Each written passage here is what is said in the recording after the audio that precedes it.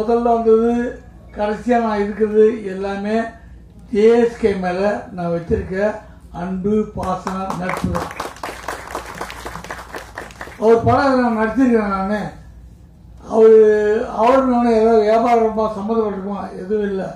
என் குடும்ப நண்பர் ஜேஎஸ்கே அவர்கள் 25 வருஷமாக எனக்கு பார்க்க நினைக்கிறேன்.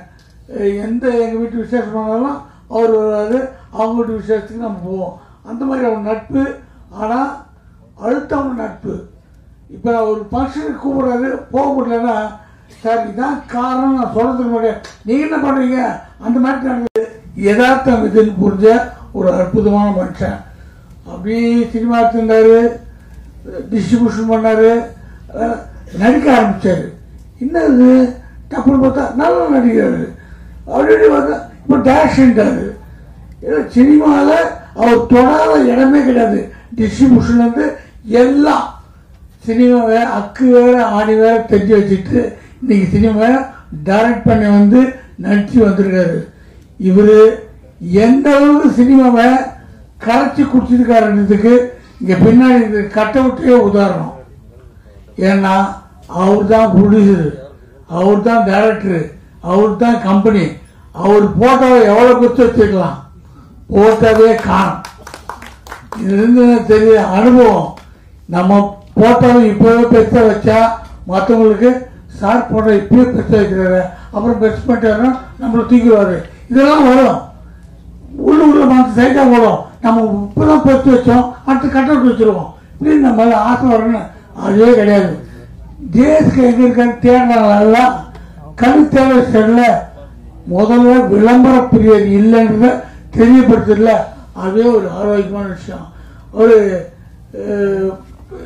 எனக்கு நிறைய அட்வைஸ் பண்ணியிருக்காரு, நிறைய விஷயம் கேட்டுவாரு, இது எப்படி அது எப்படின்லாம். எல்லாத்துக்கு மேல ஒரு சிறந்த குடும்பஸ்தன். எனக்கு அவர்கிட்ட பிடிச்சதே தான். அவர் நம்மளாம் மொபைல் ஃபோனில் அந்த பாட்டு இந்த பாட்டு நமக்கு பிடிச்ச பாட்டு தான் வச்சுப்போம். அவர் ஃபோன் ஆன் பண்ணால் அவர் பொண்ணு சின்ன வயசில் பாடின திங்க் பண்ணி தனக்கு இவ்வளோ படங்கள் தயாரிச்சாரு. அவருடைய கணக்கு எடுத்து பார்த்தீங்கன்னா அவர் எவ்வளோ ஜெயிச்சிருக்காரு. படங்களுக்கு செலவுகள் அதிகமாக பண்ணியிருக்காரு. படங்கள் நேஷனல் அவார்டு வாங்கியிருக்கு, பேர் கிடைச்சிருக்கு. பணம் கிடைச்சிருக்கான்னு கேளுங்க ஜேஎஸ்கே சார்ட்ட.